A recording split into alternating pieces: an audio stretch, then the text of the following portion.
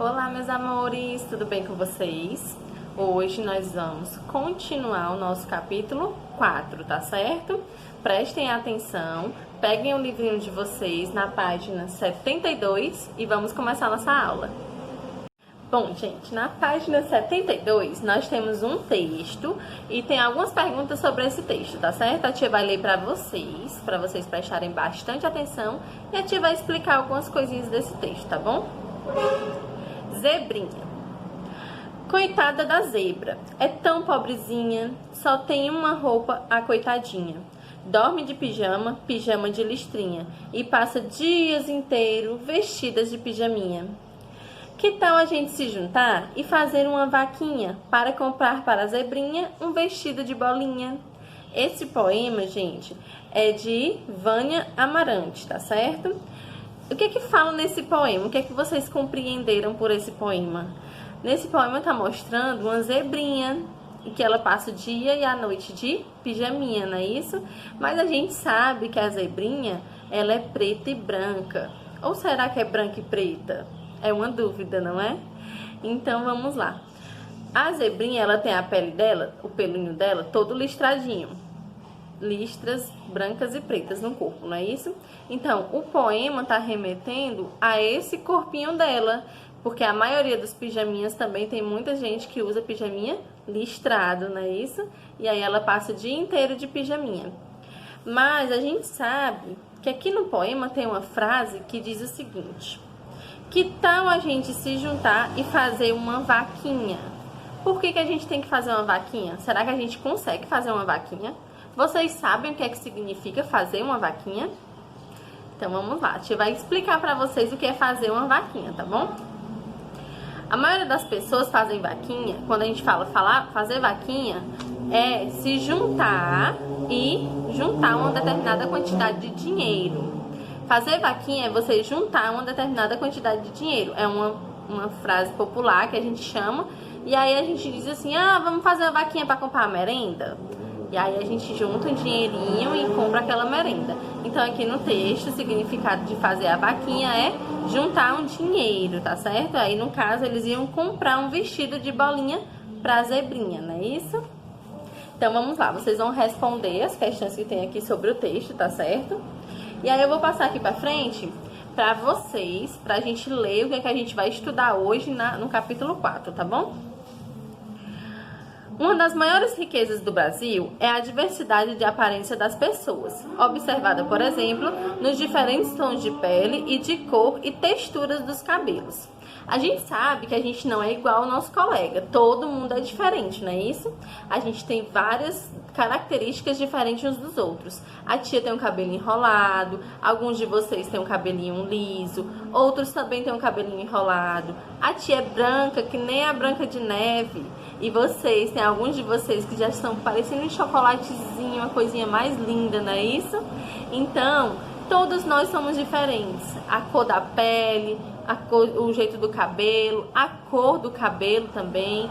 Todos nós temos tons de pele e cabelo diferentes, porque no nosso país nós temos uma diversidade de pessoas muito grande, sempre tivemos. Muitas pessoas vieram de outros países para cá, e aí quando foi formar o povo brasileiro, né, quando começou a se formar, juntou todo mundo e aí deu uma misturada grande, uma misturada muito legal, que a gente adora, não é isso?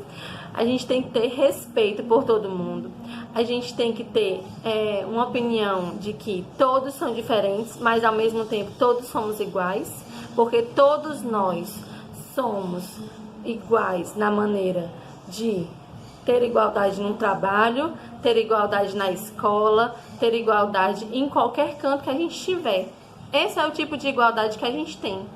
A gente é diferente nos traços físicos, mas por dentro todos nós somos iguais. Então todos nós merecemos respeito igual e determinadas condições iguais. A gente tem que ter a mesma quantidade de estudo que aquele nosso coleguinha que não é da mesma cor que a gente, que não tem o mesmo cabelo que a gente. E a gente não tem que discriminar, a gente não tem que falar mal, chamar de outros nomes por conta disso, tá certo? Porque isso é feio. A gente tem que aceitar as pessoas como elas são e a gente tem que amar uns aos outros sempre, tá bom? Então é isso, gente, tá certo? No livro de vocês está pedindo pra gente fazer uma atividade em grupo, mas infelizmente a gente não tá na escola, então a gente vai adaptar essa atividade, tá certo? Tá pedindo aqui pra gente reunir fotos de pessoas brasileiras e colocar em um cartaz. Como a gente tá em casa, a gente vai fazer diferente, tá certo? Você pode desenhar ou pesquisar fotos de revistas onde mostrem diversas pessoas, diferentes pessoas, de várias cores, de vários formatos de cabelo, de todos os jeitos. Vocês pegam essas imagens e coloquem uma folha de papel ofício, ou então uma folhinha do caderno mesmo de vocês e colhem e manda a foto pra tia, tá certo? Dessa atividade aqui, tá bom? Essa atividade prática. Agora nós vamos falar de gustação e olfação. Quem lembra o que é gustação e olfação, que a tia falou lá no vídeo anterior do capítulo 4? A tia falou um pouquinho sobre isso, a tia falou sobre os 5 sentidos. A gustação é o gosto que a gente sente das coisas. Gustação é o gosto, a gente conseguir sentir o gosto das comidas, de todas as coisas que a gente coloca na nossa boca. E a olfação é o cheiro, é sentir o cheiro das coisas. Vocês acham que a gustação e a olfação estão muito interligadas, estão sempre próximas, que a gente não consegue fazer um sem o outro? O que é que vocês acham, hein? Então vamos lá. Você já conhece 3 sentidos do corpo humano: a audição, a visão e o tato. A gente já estudou esses 3 sentidos, não é isso? Entretanto, existem mais 2, a olfação e a gustação. Quais sensações esses sentidos nos permitem perceber? A gustação nos permite sentir os gostos e a olfação nos permite sentir os cheiros, tá certo? Então vamos lá. Aqui no livrinho de vocês tem uma tarefinha também, uma atividade pequena sobre isso, e aí vocês vão responder, tá bom? São coisas mais fáceis, que a gente pode responder só com o que a tia acabou de falar, tá bom? Mas no mais vocês conseguem fazer tranquilo. Vou falar aqui pra vocês sobre a parte que a gente consegue sentir os gostos. Quando a gente coloca um alimento na boca, vocês acham que é aqui nos lábios, nos nossos dentinhos ou na nossa língua que a gente consegue sentir os gostos? Muito bem, é na nossa língua. A nossa língua que consegue sentir o gosto das coisas. Por que, tia, que é na nossa língua? Na nossa língua existem várias coisinhas, umas papilas que a gente chama, papilas gustativas. Elas são espalhadas por toda a nossa boca e cada pontinho da boca nos permite sentir um gosto diferente, tá certo? Por isso que a gente consegue sentir o gosto de uma coisa azeda, de uma coisa salgada, de uma coisa doce. Cada parte da língua é responsável por nos permitir sentir um gosto diferente de alguma coisa, tá certo? Então, qual é a parte da nossa boca que nos permite sentir o gosto das coisas? A língua. E o que é que nos faz permitir sentir o cheiro das coisas? O nosso nariz. O nosso nariz, ele tem uns pelinhos dentro, né? Vocês sabem que tem uns pelinhos dentro. Esses pelinhos são para proteger o nosso nariz das impurezas que existem no ar, das poeiras, que aí não nos permite ficar doentes, tá certo? Não nos permite ficar doente. Eles nos protegem, por isso que a gente não pode tirar os cabelinhos daqui do nariz, tá bom? Então, no nosso narizinho, ele consegue sentir um cheirinho fedorento, um cheirinho cheiroso. O cheirinho fedorento a gente chama de caatinga, não é isso? A gente costuma chamar de caatinga. Mas o cheirinho cheiroso a gente consegue sentir muito, muito bem, né? A gente gosta muito quando a gente sente um cheirinho gostoso, um aroma agradável. Quando a gente sente o cheirinho da comida lá no fogão, a comidinha da mamãe, que é uma delícia. E aí a gente consegue sentir esse cheirinho com o nosso narizinho, tá bom? A gustação e a olfação, elas são muito interligadas. Se a gente sente o cheiro de alguma coisa que a gente já não gosta, a gente vai conseguir comer? A gente vai sentir um gosto bom naquilo? Muito difícil, né? A gustação e a olfação estão ligadas Porque quando a gente sente o cheiro de algum alimento, a gente é atraído pelo aquele alimento. E aí a gente tem vontade de comer aquele alimento ou determinadas coisas. Então, se eu sinto um cheiro bom de uma comida, eu tenho vontade de comer aquela comida. Se eu sinto um cheiro que não é legal, eu não vou comer aquela comida. Não tenho vontade de comer aquela comida. Então, elas duas estão sempre ligadas, tá certo? Esses dois sentidos estão sempre ligados um com o outro, tá bom? Como eu falei para vocês, na nossa língua existem as papilas gustativas, que elas nos permitem sentir os gostos das coisas, tá certo? Aqui no livro de vocês tem uma imagem, ó, da meninazinha, tá mostrando aonde é que ficam as papilas gustativas, tá bom? Quando as partículas de alimento entram em contato com a língua, as papilas gustativas são estimuladas. Então, a informação sobre o gosto do alimento é transportada pelos nervos até o cérebro e a pessoa percebe o gosto das comidas. Então, vocês sabem, né, que a tia já falou que no nosso corpo inteirinho tem os nervos que levam os comandos para o nosso cérebro. Tudo que toca na nossa boca, na nossa língua, gostinho é transformado em sensações pelos nossos nervos e aí vai lá pro nosso cérebro. Por isso que o nosso cérebro entende: essa comida é gostosa. Essa comida aqui é muito ruim, eu não gostei dessa comida. Tá certo? Eu vou ler pra vocês aqui o que tá no quadrinho do Para Ir Além, da página 74, tá bom? Além da gustação, a visão contribui para que percebemos melhor o gosto. Se a refeição está bonita, parece bem preparada e é servida em um prato limpo, temos vontade de provar. Da mesma forma, uma refeição que parece mal preparada e é servida em um prato que parece sujo, nos leva a achar que o gosto não está bom. Outra situação que pode nos fazer apreciar melhor o gosto de uma refeição é o ambiente em que comemos. Se o ambiente é tranquilo e estamos em boa companhia, a comida parece mais gostosa.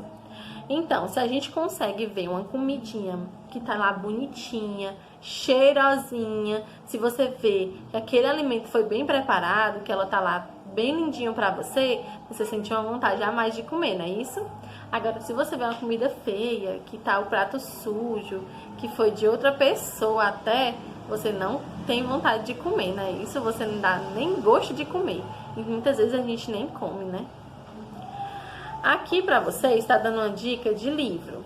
O livro Poemas e Comidinhas, de Rosiana Monroe e André Monroe.